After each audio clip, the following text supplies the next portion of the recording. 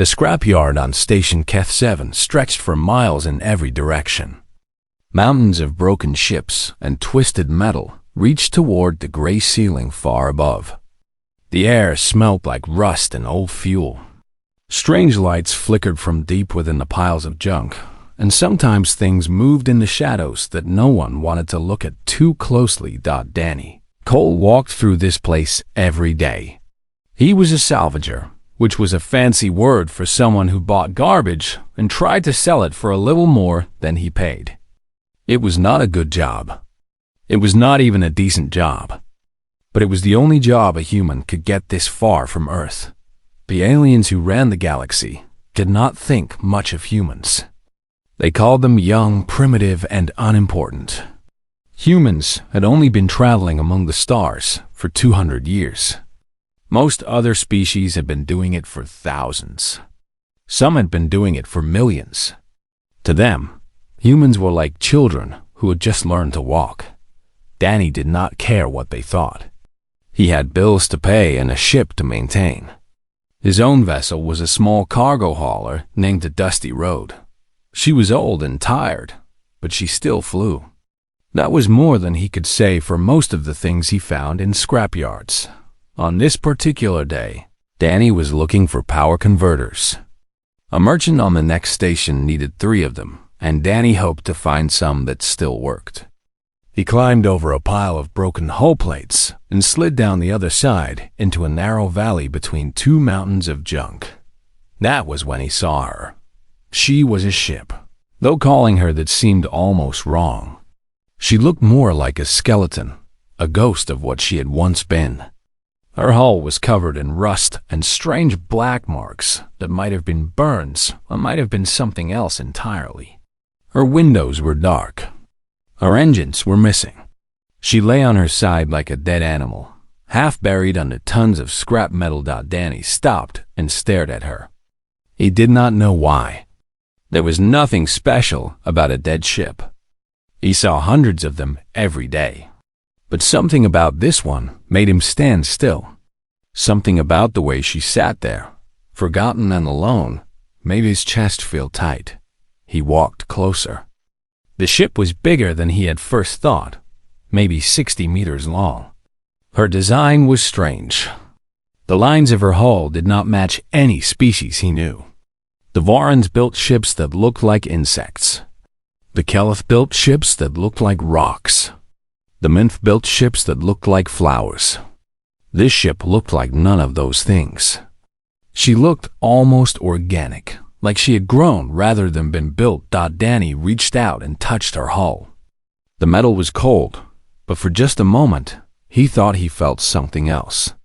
A vibration, maybe. A pulse. Like a heartbeat that had almost stopped. He pulled his hand back and shook his head. He was being stupid. Ships did not have heartbeats. Ships were machines, nothing more. But he could not walk away.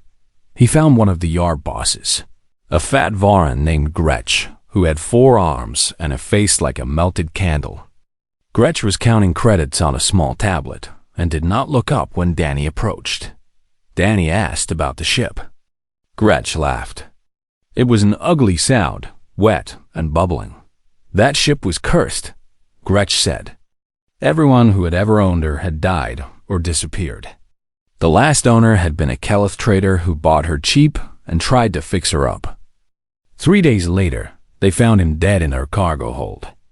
No wounds, no poison, no explanation. Just dead, with a look of terror frozen on his face. Since then, no one would touch her. Gretch had been trying to get rid of her for years. He would sell her for almost nothing, just to be free of her. Danny should have walked away. Any smart person would have walked away. But Danny had never been accused of being smart. He made an offer. Gretch accepted so fast that Danny knew he had been cheated somehow, but he did not care. He arranged for a tow back to his repair dock on the far side of the station. It cost him almost everything he had saved. When his business partner Kate Marsh saw what he had bought, she nearly killed him. Kate was a short woman with red hair and a temper to match. She had been working with Danny for 3 years. She handled the money and the deals while he handled the salvage. It was a good partnership, most of the time. But she had never been so angry with him. She called him an idiot. She called him a fool. She said he had thrown away their savings on a pile of rust that would never fly again. She asked him what he was thinking. Danny did not have an answer. He looked at the ship sitting in their dock, dark and silent and dead. He did not know what he was thinking. He only knew that he could not leave her behind. Kate stormed off to their small office. Danny stayed with the ship. He walked around her slowly, studying every inch of her hull. Up close, she was even stranger than he had first thought. The black marks on her surface were not burns. They were symbols of some kind, carved into the metal so long ago that they had almost worn away. Danny did not recognize the language.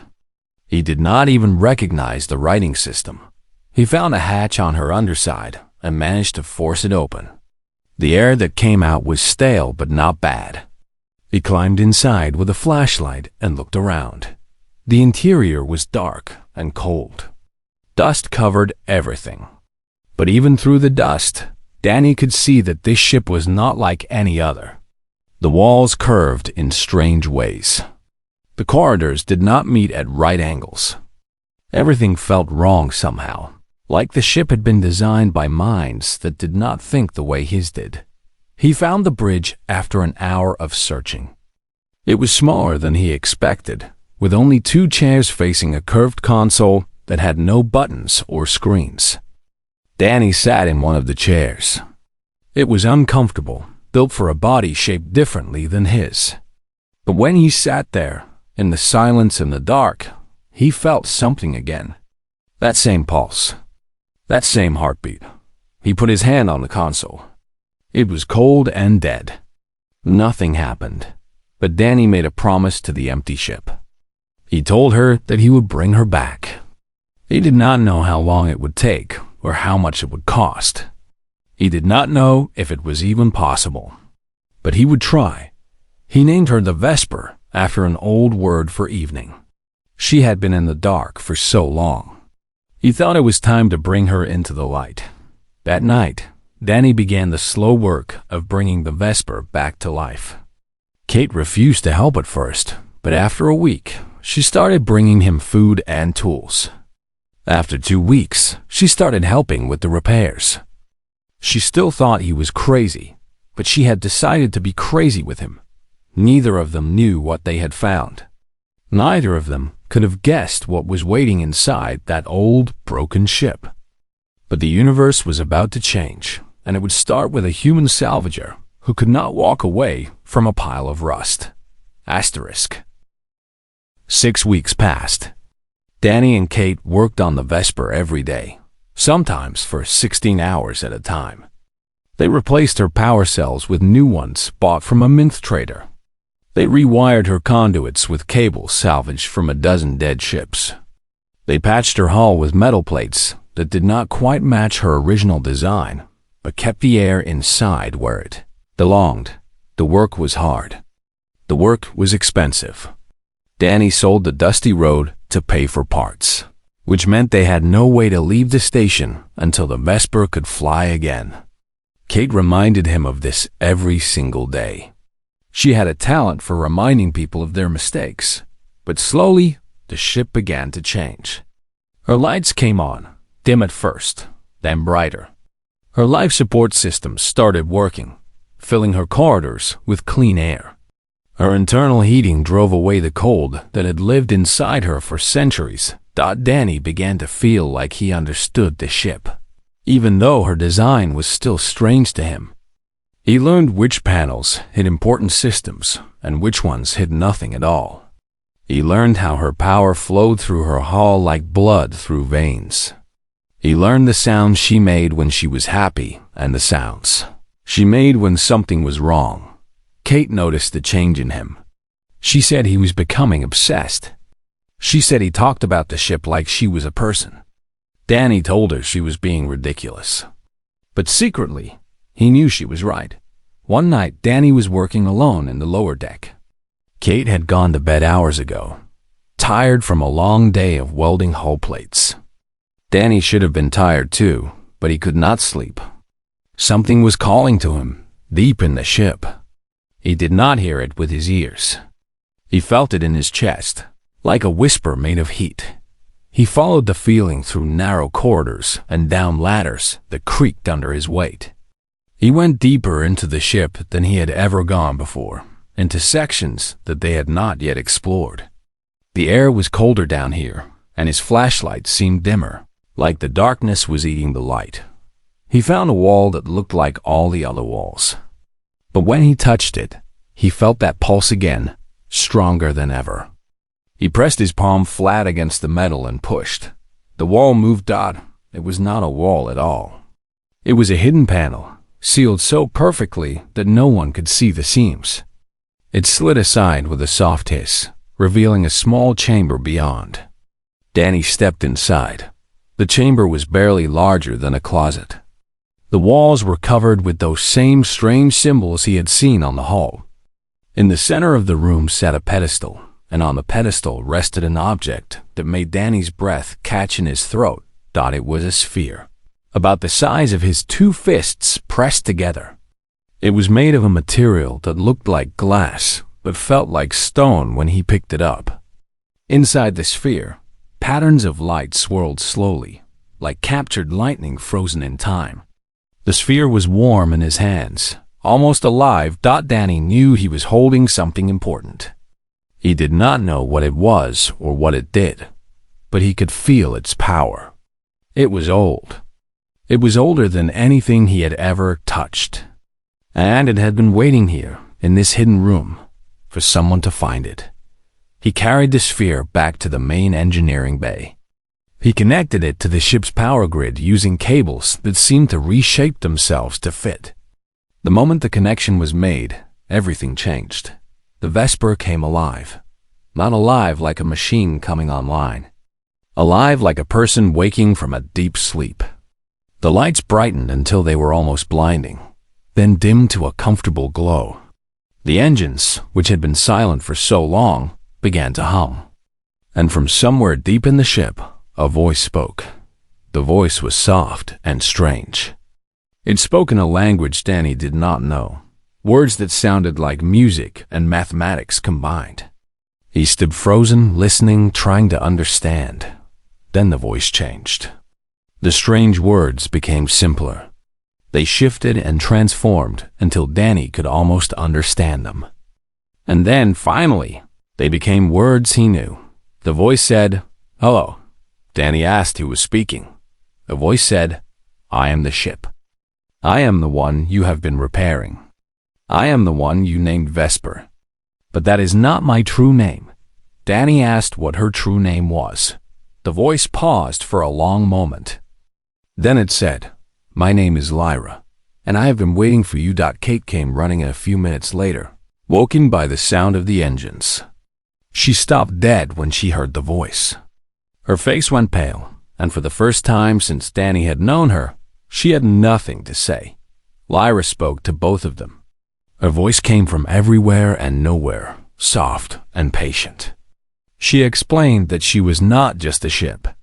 She was something far more. She had been built millions of years ago by a species called the Architects. The Architects had been the first great civilization in the galaxy, rising to power when most worlds were still covered in primordial soup. They had built wonders that no other species had ever matched. They had seeded life on countless planets. They had created vessels like Lyra to carry their knowledge and their legacy across the stars. But something had happened to the Architects.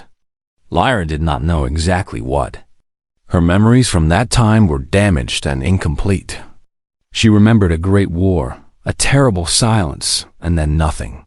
She had drifted through space for millions of years, damaged and alone.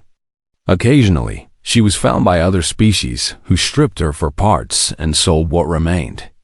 Each time, she lost more of herself.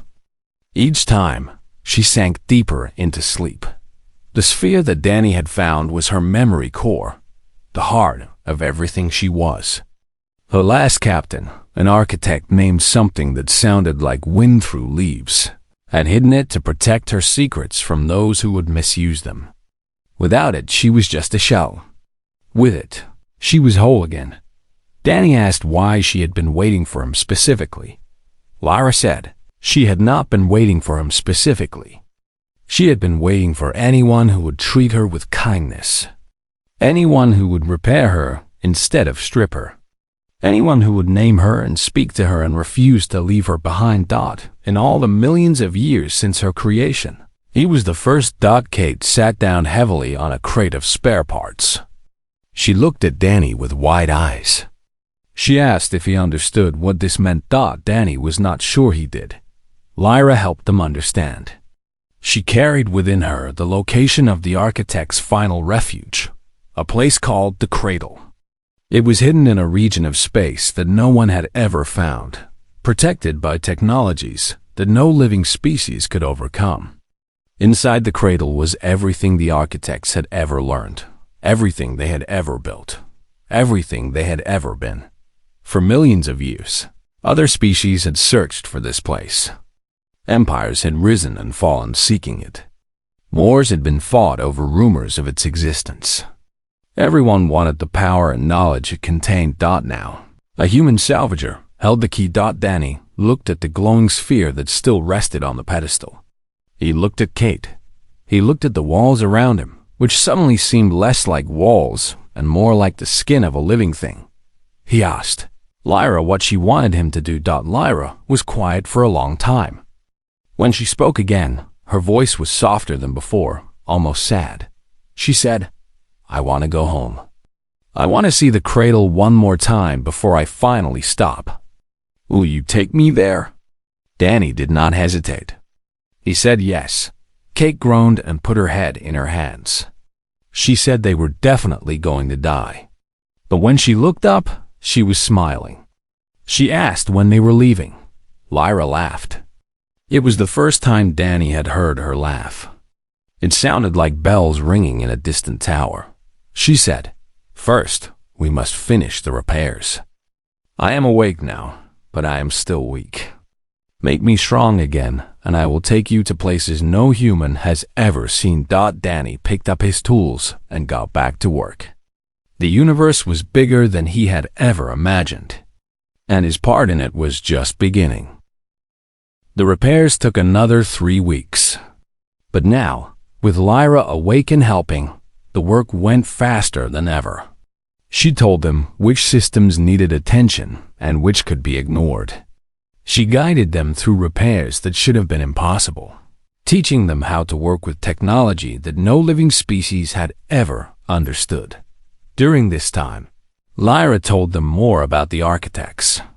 She told them stories that spanned millions of years, stories about civilizations that had risen and fallen like waves on an endless ocean. She spoke of worlds that no longer existed and species that had vanished into extinction long before humans first stood upright on Earth. The architects had been different from every other species that followed them. They had not been conquerors or builders of empire. They had been gardeners. They traveled the galaxy planting the seeds of life, nurturing young worlds until they could grow on their own. They believed that their purpose was not to rule the universe, but to fill it with beauty and diversity. They had created vessels like Lyra to serve as teachers and protectors. Each vessel carried the knowledge of the architects, ready to share it with any species wise enough to listen. For millions of years, this system had worked. The galaxy had flourished under the gentle guidance of the architects and their ships. But then something had changed. Lyra's memories of this time were fragmented, corrupted by damage and the passage of ages. She remembered fear. She remembered running. She remembered her captain hiding her memory core and telling her to wait, to sleep, to survive until someone worthy found her again. She did not remember why. Kate asked what had threatened the architects. They had been the most advanced civilization the galaxy had ever seen. What could possibly have destroyed them? Lyra said she did not know, but she believed the answer might be waiting in the Cradle. Everything the architects had ever learned was stored there. If anyone knew what had happened, it would be recorded in that place. Danny spent long hours sitting on the bridge, talking with Lyra. He learned that she was lonely. For millions of years, she had drifted through space with no one to talk to. The species that found her never understood what she was. They saw her as a thing, a resource, a mystery to be solved, or a problem to be discarded. None of them had ever simply talked to her. Danny told her about Earth. He told her about blue skies and green forests and oceans that stretched to the horizon. He told her about humans, their good parts and their bad parts, their wars and their kindness, their failures and their dreams. Lyra listened to everything with a hunger that surprised him. She said humans were young. But young did not mean unimportant. She had seen species millions of years old that had learned nothing. And she had seen species barely 1,000 years into their journey that had discovered profound truths. Age was not the measure of a civilization. What mattered was how they treated others. What mattered was whether they chose kindness over cruelty, curiosity over fear. By the architect's measure, she said, humans showed promise. Danny was not sure he agreed. He had seen plenty of human cruelty in his life. But hearing Lyra say those words made him want to be better. It made him want to prove her right. One evening, Kate came to Danny with a worried look on her face. She had been monitoring the station's communication channels, something she did out of habit. She had heard something troubling. Someone was asking about the Vesper. A Varan merchant named Dex had been spreading word that the cursed ship from his scrapyard was alive again. He was telling people that a human had somehow activated ancient technology that no one else had been able to understand. He was suggesting that there might be valuable secrets hidden inside that ship. Danny knew. Dex, he was the yard boss who had sold him the Vesper. He was greedy and dishonest, and always looking for ways to make easy credits. If he thought there was something valuable in the Vesper, he would not rest until he got his hands on it. But Dex was not the real problem. The real problem was who might be listening to him. Kate told Danny about the Syndicate of Keth. They were a criminal organization that controlled most of the illegal trade in this sector. They dealt in weapons, drugs, stolen technology, and forbidden artifacts. They were ruthless and powerful, and they had connections everywhere. If the Syndicate heard that someone had found ancient architect technology, they would come looking, and they would not ask nicely. Danny asked Lyra if she could defend herself. Lyra was quiet for a moment. Then she said yes, she had defensive capabilities that had been dormant for a very long time. But she was still weak. She needed more time to fully restore her systems. And even at full strength, she was not a warship. She had been built to teach and protect, not to fight wars. They would need to run. Danny and Kate worked through the night, finishing the last critical repairs. By morning, the Vesper was ready to fly. Her engines hummed with steady power. Her hull was sealed against the vacuum of space. Her navigation systems were online, though they showed a map of the galaxy that had been outdated for millions of years. Lyra said she could update the maps once they were underway. She had been sleeping, not dead. She had still been aware of the universe around her in a dim and distant way. She knew where they were and how to get where they needed to go. They left station, Keth 7, as the artificial sun was rising over the scrapyards.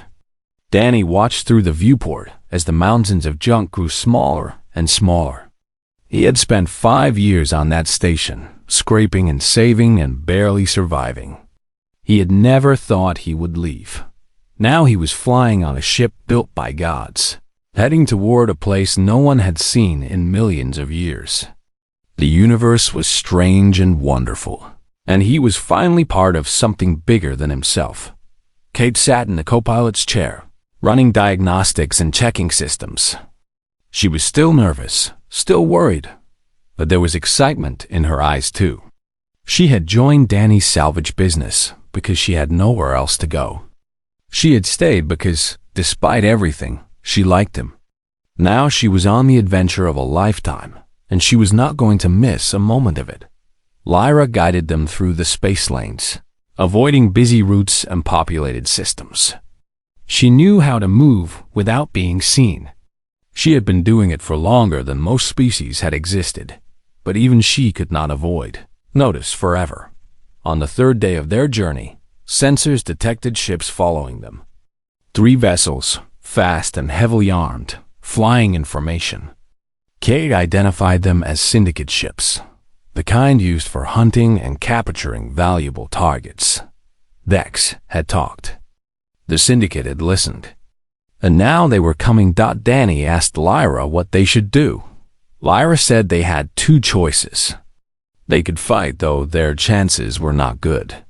Or they could run, using a route she knew that would take them through uncharted space. Kate asked what was in the uncharted space. Lyra said she did not know.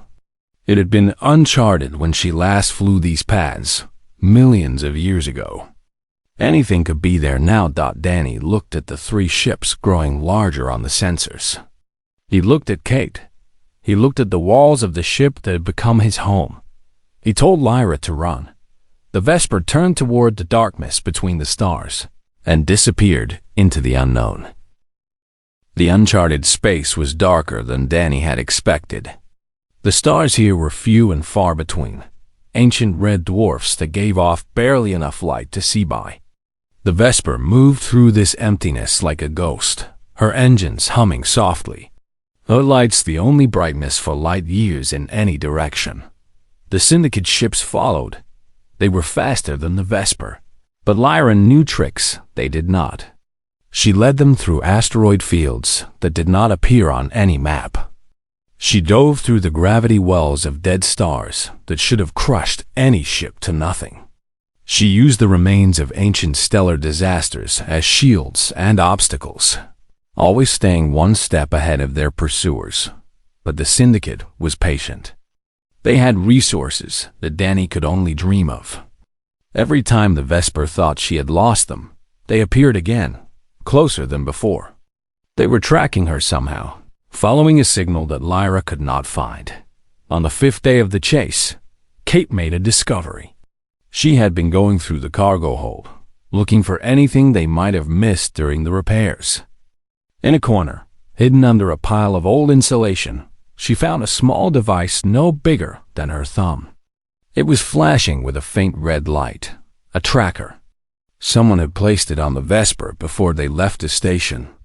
Probably Dex, who had known exactly where the ship was stored and had plenty of time to plant surveillance equipment. Kate wanted to destroy it immediately. But Lyra had a different idea. She told them to keep the tracker active and attach it to something they could jettison. Then they would change course sharply while the syndicate ships followed the false signal. It would not fool them forever, but it would buy time. Danny found a piece of scrap metal large enough to hold the tracker. Kate rigged a small thruster to it so it would keep moving through space.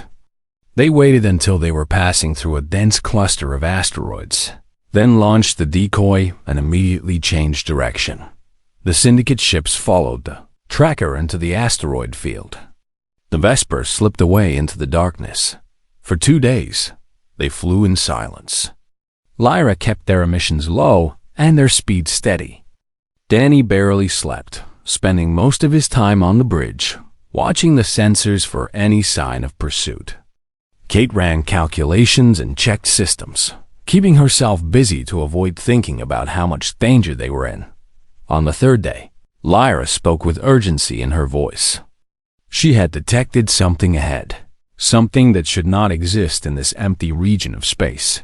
A station. It was small, barely larger than the Vesper herself. But it was clearly artificial, a structure of metal and glass floating alone in the void. Lyra scanned it and found no life signs, no power signatures, nothing to suggest it was occupied. But she recognized the design. It was an architect outpost, one of thousands that had once dotted the galaxy. The architects had built these stations as waypoints for their vessels, places to rest and resupply on long journeys. Lyra had visited hundreds of them in her long life. She had thought they were all gone, destroyed or lost or buried under the ruins of later civilizations. But here was one seemingly intact, waiting in the darkness where no one would ever find it. They docked carefully, matching airlocks with a precision that Lyra made look easy.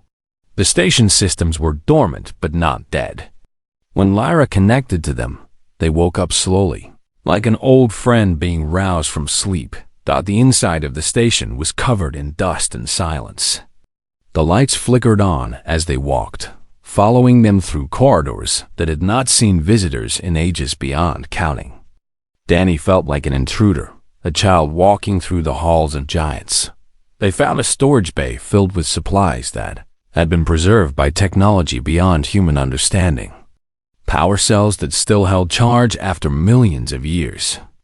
Repair materials that could patch even Lyra's ancient hull. Data crystals containing maps and records that Lyra absorbed with something that sounded like gratitude.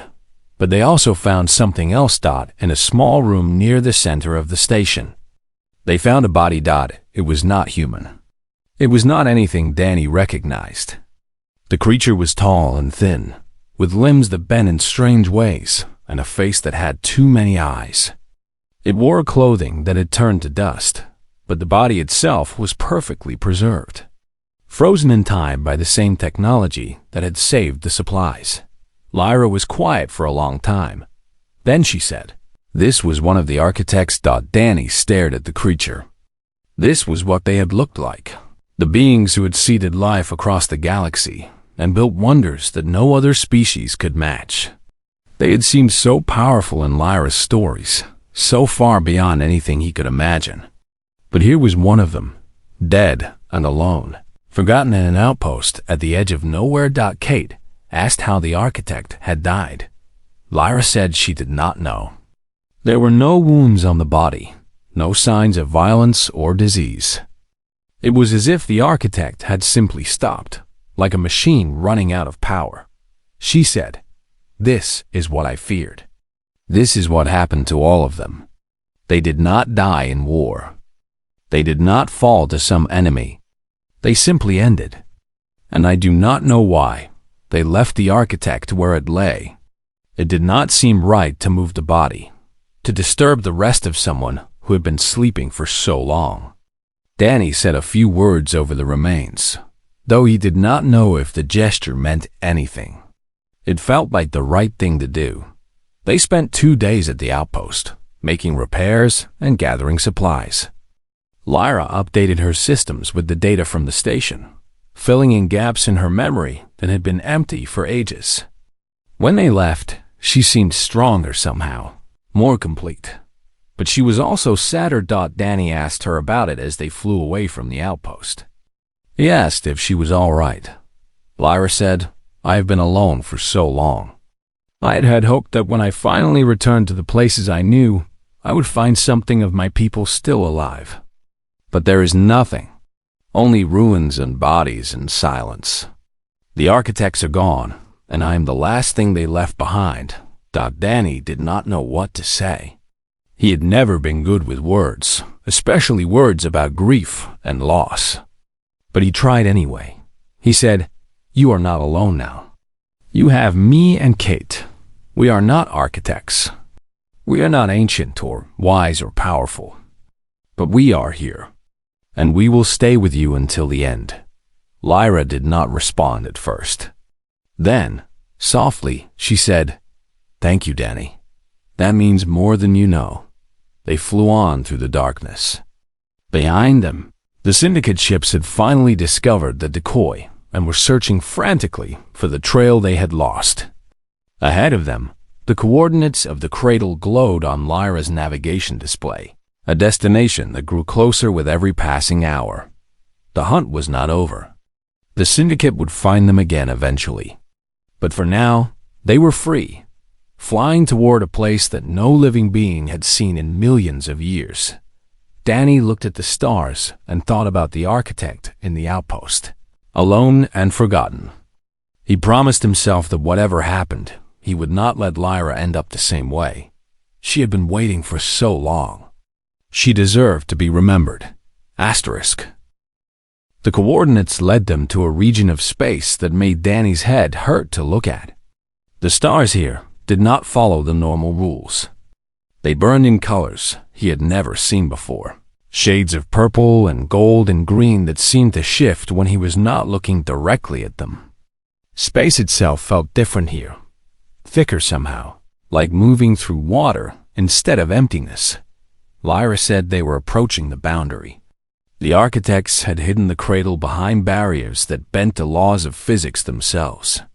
For millions of years, these barriers had kept everyone out. Ships that tried to enter without permission were simply turned around, sent back the way they came without ever knowing they had been rejected. But Lyra was not just any ship.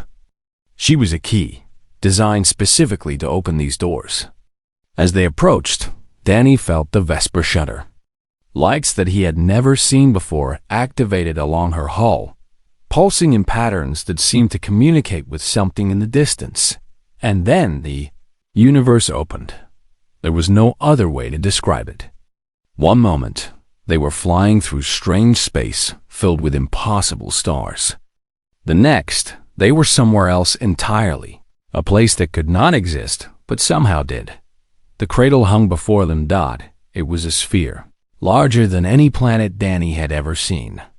But it was not made of rock or gas or ice.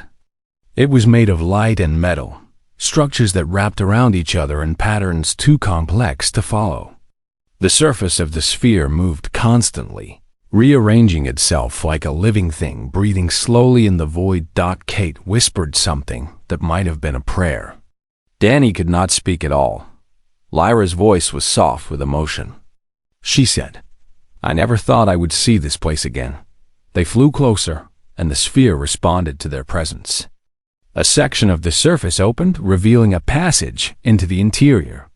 Lights guided them forward, welcoming them home after an absence of millions of years. Inside, the cradle was even more beautiful. Corridors of crystal and light stretched in every direction. Gardens filled with plants that had no names grew under artificial suns. Libraries containing the knowledge of ages waited in perfect silence. Everywhere Danny looked, he saw wonders beyond anything he had ever imagined. But there were no people. No architects walked these halls or tended these gardens. The cradle was full of miracles, but it was empty of life. Lyra guided them to a central chamber at the heart of the sphere. Here, surrounded by screens and consoles that displayed information in scripts Danny could not read, they finally learned the truth. The architects had known they were dying. Not from war, not from disease, but from something far stranger. They had evolved beyond the need for physical form. Over millions of years, their consciousness had grown too large for their bodies to contain. One by one, they had ascended, leaving their flesh behind and becoming something else entirely. The cradle had been built as their final gift to the universe they were leaving behind. Everything they had ever learned, everything they had ever created, was stored here. They had intended for other species to find it someday, to inherit the knowledge and carry it forward into the future. But the barriers they built to protect the cradle had worked too well. No one had ever been able to enter. The cradle had waited for millions of years, filled with gifts that no one could claim. Until now. Danny stood in the central chamber, surrounded by the legacy of gods. He thought about what this meant, what he could do with this power. The knowledge here could change the galaxy. It could make humans the most powerful species in existence. It could give him wealth and influence beyond measure. But that was not what he wanted. He thought about the architect in the outpost, alone and forgotten. He thought about Lyra, drifting through space for ages with no one to talk to. He thought about all the species who had searched for this place, desperate for power. They did not deserve. He made a decision. He would not keep this knowledge for himself. He would not sell it to the highest bidder or use it to make humanity powerful. Instead, he would share it, carefully and wisely, with those who needed it most. Medical technology would go to those suffering from diseases that had no cure. Agricultural knowledge would go to worlds facing famine. Answers to questions that had plagued scientists for generations would be released slowly, allowing civilizations to grow rather than be overwhelmed. It would take time. It would take care. It would require judgment about what to share and when. But that was okay. Danny had the rest of his life to figure it out. And he had Kate and Lyra to help him. Kate listened to his plan and nodded slowly. She said it was probably the least profitable thing he could possibly do with the greatest treasure in the universe. She said it was exactly what she would have expected from him. Then she smiled and said she was in. Lyra was quiet for a long time after Danny explained his decision. When she finally spoke, her voice was warmer than he had ever heard it. She said, "In all my long existence, I have met countless beings. I have seen empires rise and fall. I have watched species climb to greatness and tumble into extinction. And in all that time, I have never met anyone like you." Danny asked what she meant. Lyra said, "When most beings find power, they think first of themselves. What can they gain? How can they profit? How can they make themselves stronger than everyone else? But you did not ask any of those questions. You asked how you could help." She paused, and when she spoke again, there was something like wonder in her voice. She said, "The architects built me to search for worthy beings, for those who would carry their legacy forward with wisdom and compassion. For millions of years, I found no one. Species after species failed the test. They wanted power. They wanted control. They wanted to take. But you, Danny Cole, wanted to give." Danny felt his face grow hot. He was not used to compliments, especially not from ancient vessels built by beings who had become gods. He did not think he deserved them. He was just a salvager who had gotten lucky. But Lyra disagreed. She said luck had nothing to do with it. She said she had chosen him the moment he touched her hull in that scrapyard. She had felt something in him that she had not felt in anyone for ages beyond counting. She said, "You are the one the architects were waiting for, not because you are powerful or wise or important, but because you are good. And that is rarer than you know." They stayed in the cradle for several days, learning how its systems worked and how to access its knowledge. Lyra interfaced with the central database and recovered memories she had lost, filling in the gaps in her understanding of who she was and what she was meant to do. When they finally left, they took only what they needed. The rest would remain here, safe and protected, waiting for them to return when they had more to share. The journey back to known space was long but peaceful. The Syndicate never found them. Perhaps they had given up. Perhaps they had decided the trail was too cold to follow. Or perhaps Lyra had done something to make them forget. Danny did not ask. Some mysteries were better left unsolved. They returned to the Warren trade corridor as different people than they had been when they left. Danny was no longer a simple salvager, scraping by on whatever junk he could find. Kate was no longer a businesswoman looking for her next deal.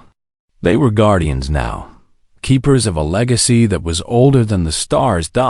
It was a big responsibility. It was a terrifying responsibility.